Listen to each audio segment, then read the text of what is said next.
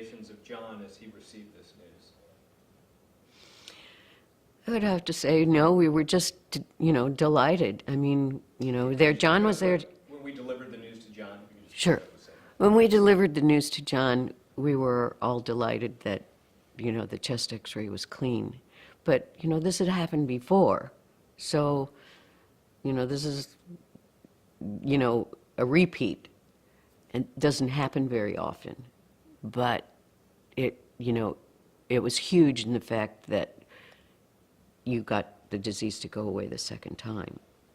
Now, there are other diseases that happens in, but it's not usually testicular cancer.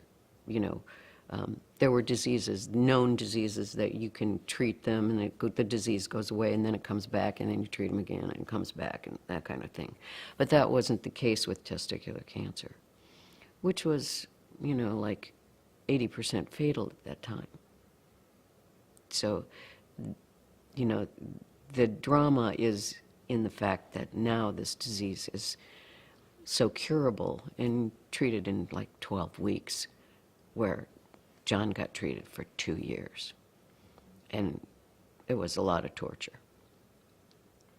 What are your thoughts reflecting back, knowing that you went out for drinks last night with John and you were a part of him still being here today? What does that mean to you to be in on the beginning and it's not 2 years in relapse, it's still going? What does it mean to you to be part of those early beginnings and still have a friendship with John? This whole adventure with Larry Einhorn has been the biggest thing in my life, I mean, I've been married and all that, and those are great things, but I always tell people my one claim to fame is that I helped cure testicular cancer.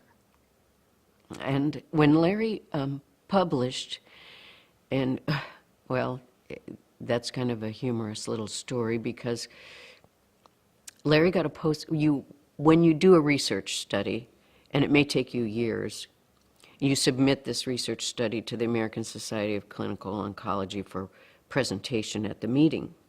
But you may not be selected for presentation. Then you might get a poster assignment where you make a poster and you stand there and you hope people will come up and listen to your research. Or you just it gets published in the book and people can read it for themselves, and it just takes up a quarter of a page in a journal size book that's quite thick now. So Larry got a postcard in the mail that said his paper had been selected to be in the plenary session.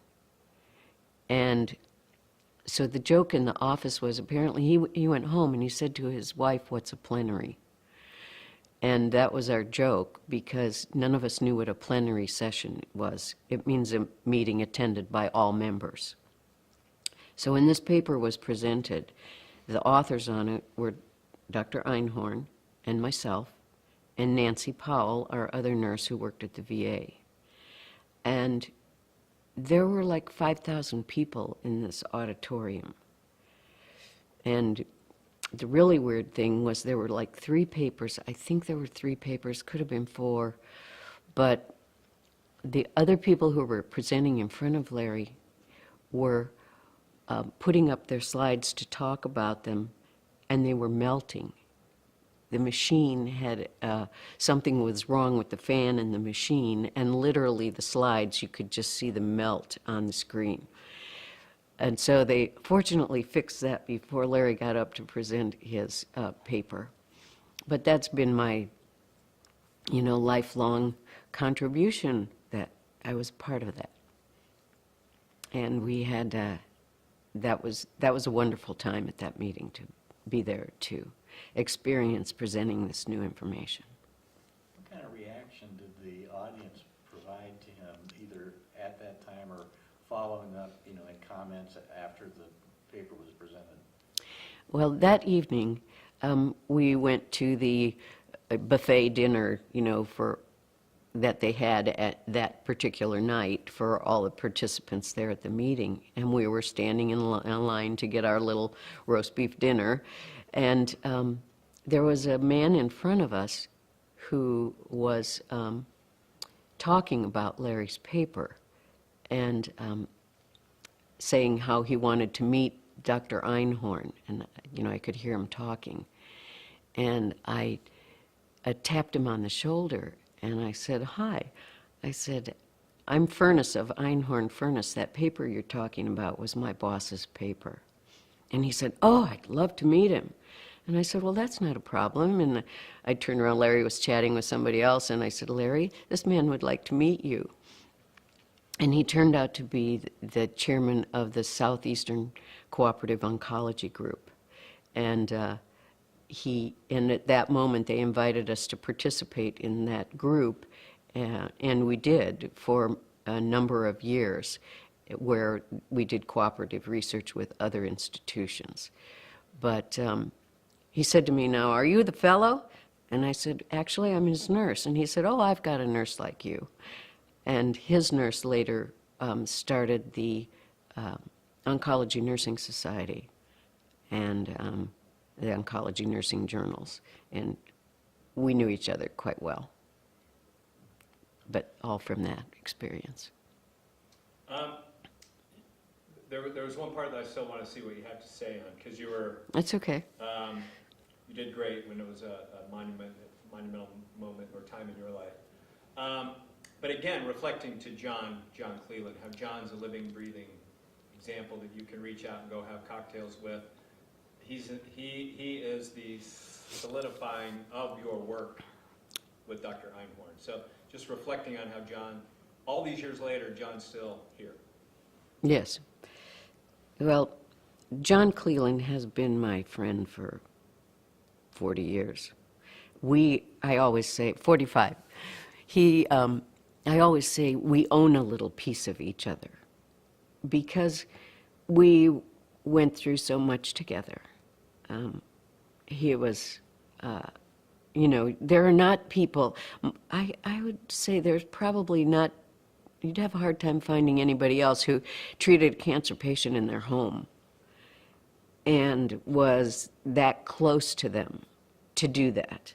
Now, other people, we have these beautiful facilities in this country these days for treating people with cancer. And all of the people who work in this field, if you are involved with it, you are not removed from it. You can't do it if you're not involved with what's going on. But every little step of John's care I knew about and was involved with. And not just that, but with his family and his wife and his parents and his 25-year survival party and the time when he started having heart palpitations from the adriamycin, got admitted back to the hospital again, and we thought, oh no, is this from his disease coming back? All of those things. And we have kept in touch this whole time. We know the important events of each other's lives, and nobody understands that unless you know what he went through. I gave him these.